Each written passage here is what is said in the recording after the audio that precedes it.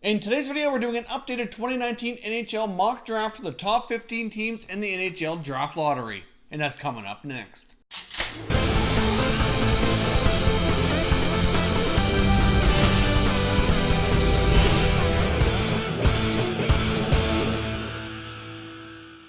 Welcome back to another video here at Top Shelf Hockey. If you're new to the channel, thanks for stopping by. We review and discuss all 31 NHL teams, so if you're a huge hockey fan, consider subscribing and clicking the bell so you don't miss anything. So a lot has changed, and many of these players in the NHL draft this year have had a chance to showcase their skills in various formats here, whether it be playoffs or the under 18 worlds, since we last did a mock draft. So a fair bit has changed with some of these player rankings. So let's dive in here and take a look at my new updated top 15 picks. Getting started with the number 15 selection, which belongs to the Montreal Canadiens. Now, I do have the Montreal Canadiens selecting from the Halifax Mooseheads, RAPHAEL LAVOIE. Now, I think RAPHAEL LAVOIE would be an excellent choice for the Habs. He's got good size. He's 6'4". He can play center and he can play wing. So it's hard to say exactly what he's going to be at the NHL level. But RAPHAEL LAVOIE is having himself right now one heck of a Memorial Cup tournament with the Halifax Mooseheads, putting his skills on display, which has certainly, in my opinion, helped his case here for solidifying him in the top 15 for the 2019 NHL draft. He's got great speed, an excellent shot. He protects the puck well and has been a huge part of that team's success. I do think as well the fact that he is French Canadian certainly blends in well with being a Montreal Canadian as well. The Montreal Canadiens certainly do have a lot of skill right now in their forward group, but one thing that they are missing is some size. I do think that they do need some size up front, and he can bring that along with the skill and be a center or a winger as well. If Montreal didn't go with a pick like LAVOIE, for example, I can see them maybe looking to a defenseman like a Thomas Harley, who I would expect them to go somewhere in that 15 to 20 range likely in this draft. But I just think LAVOIE is the better fit here, really going to help solidify that forward group. Next up at number 14, we have the Arizona Coyotes, and I have them selecting defenseman Cam York. Now, in Cam York's case, you kind of describe him as your prototypical new age defenseman. Terrific skater who moves the puck very quickly and efficiently. He's originally from Southern California. Once coached by Scott Niedermayer. I mentioned this in other videos before, so if Scott Niedermayer's rubbed off on him at all, and he turns out to be anything close to what he was, he will be fantastic. But at one point, Cam York was looked upon as being one of the top defensemen in this draft. Bowen Byram has certainly taken over that title as the top guy on the defensive side, at least for this draft. But York's certainly right up there amongst the rest of the group and being the second or third best by many at least. He seems to be unfazed by pressure. He's a great playmaker, could certainly help a power play at the NHL level as well. So I do like a lot of things about Cam York. The American-born defenseman will be attending Boston College, so Arizona will have to wait a year or two to get him into their lineup. But I do think he'd be a terrific addition for helping quarterback their power play here down the road. Number 13 selection belongs to the Florida Panthers, and I also have them selecting a defenseman from Sweden, Victor Soderstrom. Victor Soderstrom is also a very fast-paced, puck-moving defenseman who loves to create offense. He's very composed and sturdy back on the blue line. He's not quite as dynamic as like an Adam Boqvist, for example, from 2018 draft, but he's very well-rounded at this stage of his NHL career, so he's a pretty solid two-way guy. The Florida Panthers really looking at this as an opportunity to strengthen their defense moving forward. I think the Florida Panthers have a lot of dynamic forwards on their roster right now, and they really should focus on improving that back end, and I think Soderstrom will go a long ways to helping them here in the short term. The number 12 selection belongs to the Minnesota Wild, and I have them selecting forward Alex Newhook from the BCHL. Alex Newhook is the type of player who's kind of yo-yoed a little bit in the draft rankings this year, throughout the whole year, but he is a pretty top-notch forward. He has committed to playing in Boston College, so he will be going to the U.S. collegiate system for at least one season next year. He led the BCHL in scoring this past year. He's got incredible speed, dangerous hand, excellent hockey sense, and is equally deadly with the shot or the pass, which makes him a dual threat when coming down into the offensive zone. He's also pretty solid on the defensive side of the puck, which makes him a pretty solid two-way forward at his young age already.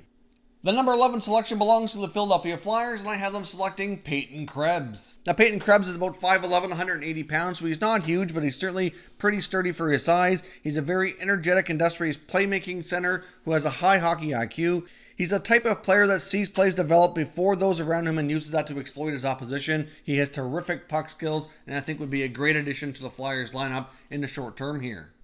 The number 10 selection belongs to the Vancouver Canucks, and I have them selecting winger Matthew Boldy from the United States National Team Development Program. Now, in past mock drafts, I had a Canucks selecting a defenseman, but considering how some of these forwards have really performed over the last little while, I think that some of these guys who were kind of more towards the bottom 10 to 15 range have kind of moved up and solidified themselves as top 10 picks and kind of pushed down a couple of these D guys that we just talked about that are going to force teams to probably select them between 10 and 15 instead. Matthew Boldy, though, is a terrific goal scorer, but he's also a very solid playmaking winger as well. He's got excellent vision, which makes him a dual threat on the ice. Boldy's one-on-one skills are well above average thanks to his silky smooth mitts, probably the second best pure goal scorer in this draft.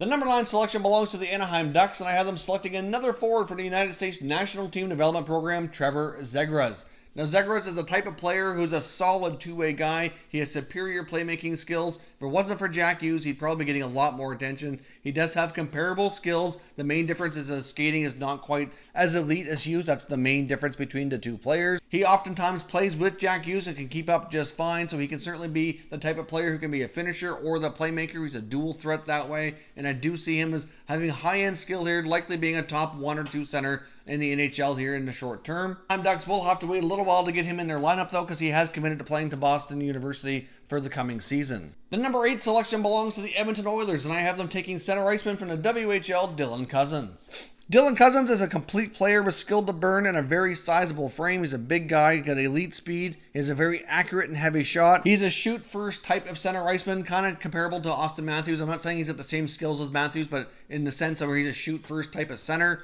Obviously, if you compare Dylan Cozens with an elite playmaking winger, that would certainly make a deadly 1-2 threat in the NHL. But he's a big guy, he's got lots of speed, and I see him being a terrific fit in Edmonton. Possibly as that number 2 center behind McDavid here down the road, especially where the Oilers like to play Connor and Leon Draisaitl together.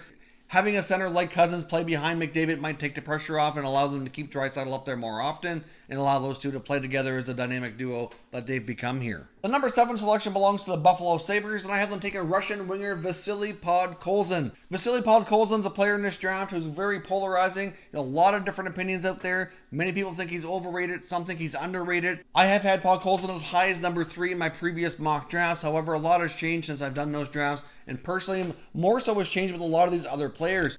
One thing that does drop the draft stock of Podkolzin as well is the fact that he's likely playing in the KHL for at least 1 or 2 years. There's no exact time frame of when he's going to come to the NHL, so the team selecting him has to be willing and able to be patient here, and I see Buffalo being the type of team that's going to take that chance. Obviously, they're going through a rebuild, which seems to be never ending, really. Even though the Buffalo Sabres could really use more help right away, I do see them likely taking a chance on Podkolzin. I do think his skill level is going to be well worth the wait for them and be a tremendous dynamic player here for them in a short term down the road once he comes over to North America. 6th selection belongs to the Detroit Red Wings, and I have them selecting small but highly goal-scoring winger Cole Caulfield. Now, Cole Caulfield's the type of player who likely in most drafts would go much higher than even at the number 6 spot. Unfortunately, due to his size, I do see some teams passing on him, and I do see the possibility that he's going to slip down to number 6. In the actual NHL draft, he could go a little bit lower. I think teams would be crazy to pass on him, though. He is a goal-scoring machine, the best pure goal scorer in this draft. I can see him being a terrific fit with a lot of the other prospects that the Red Wings have lined up here over the past couple of drafts. I can see Steve Yzerman seeing the potential here and taking him with that number 6 selection. The number 5 selection belongs to the Los Angeles Kings, and I have them selecting center iceman from the WHL Saskatoon Blades, Kirby Dach. Now, Kirby Dach is a center iceman with good size. He's a pass-first center, so as more often than not, he's looking to pass more so than shoot. He has great awareness and puck skills. He has great hockey sense. His skating is pretty solid, but he does lack some explosiveness. He has terrific vision, passing ability similar to a guy like a Joe Thornton, for example. He does have the ability as well to maintain control in the puck in the tightest of spaces. So he certainly works hard down low and is a terrific guy, I think, which will be a great fit for the LA Kings long term as they need to rebuild that center ice core down the middle of the ice. Number 4 selection belongs to the Colorado Avalanche, which they acquired from the Ottawa Senators with the Matt Duchene trade. I have them selecting another player from the United States National Team Development Program, center iceman Alex Turcotte. Now, Alex Turcotte is a great offensive player, has great instincts, quick acceleration, and in my opinion, the most complete two-way player in this NHL draft. He has committed to going to the University of Wisconsin, so obviously he will be going to the U.S. college route like many of these American-born players. He did start the season off on the injury reserve. Obviously, he missed a bunch of time, which certainly caused his draft stock to fall. I know before the injury happened, a lot of people had him ranked in the top 5 for this year's draft, and then he seemed to fall out of it as other players had more of an opportunity to showcase their skills while he was out. But once he came back, all those skills that he was showing before certainly came back and worked his way back up this list. He's an excellent skater with NHL pedigree. His father was an NHL player, Alfie Turcotte. He's got a ton of skill, and I see him being a terrific fit to really help the Avalanche with their need for more secondary scoring. The number 3 selection belongs to the Chicago Blackhawks, and I have them taking the defenseman from the WHL, the top defenseman in this draft, Bowen Byram. Now, Bowen Byram previously was a little bit lower in this draft, and in past I did say that the Chicago Blackhawks might not take Byram just because they've drafted a lot of defensemen recently. They have a lot of prospect defensemen already, like Adam Boqvist and Jokiharju and Baudouin. But you know what? I think Bowen Byram is better than all of those guys in a type of player who can be that number 1 defenseman. I'm not quite sure that Boqvist or Jokiharju have that potential. I think between the 3 guys I mentioned, they all have top 4 potential for sure. They all have a little bit different of a skill set, but I see Byram as being a potential solid number 1. He's an explosive skater. He can be a one-man breakout machine out of the defensive end. He blends his terrific acceleration and north-south speed with lateral edge work. The edge work is incredible. His puck skills really stand out as well. He can be a power play quarterback. He jumps up into the rush, knows how to time it out just right and not get himself out of position. But when he does make a mistake or have to get back, he has the acceleration to rebound defensively. But his ability to pass the puck, join the rush, and create offense is second to none in this draft. He has solid number 1 NHL defenseman written all over him, and I just don't think the Blackhawks can pass over him at this spot in the draft. They were very fortunate to get the draft lottery spot that they did at number 3, and I think they have to go ahead, take the best player available at this spot, and in my opinion, that's the defenseman from the WHL's Vancouver Giants, Bowen Byram.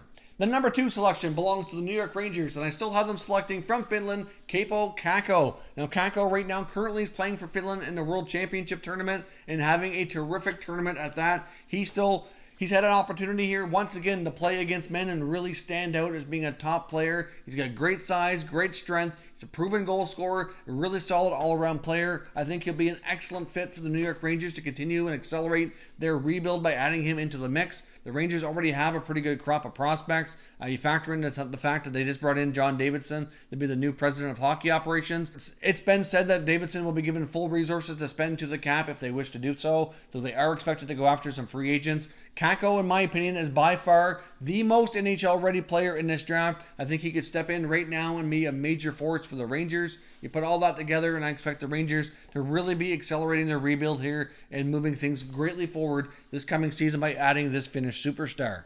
So obviously by process of elimination, you've probably figured it out, but at number 1 overall, the New Jersey Devils are still selecting Jack Hughes. Now, many argue that Kakko is the better player between him and Hughes, and you know what, there's certainly some valid points, and I do think long-term potentially Kakko and Hughes might prove to be very equal, and Kakko might even prove to be better. You never know. But Jack Hughes is an elite skater. He's a terrific center iceman. However, I don't see the New Jersey Devils passing on an opportunity to draft Jack Hughes. The elite skating and vision and playmaking is going to be too hard for them to pass up. I know Kakko has had his opportunities here between the World Championships and the World Juniors to kind of outshine Hughes at times, and he probably has taken advantage of that and gotten himself a lot of attention. But it really boils down to the fact that you don't get many opportunities to draft that top number 1 center iceman who's, I wouldn't call Hughes a generational talent, but I do see Hughes possibly being a franchise player for New Jersey and somebody who they can build around for many years to come. I do like Kakko quite a bit as well. Depending on who held that number 1 pick and how they view things, maybe it would be a little bit different,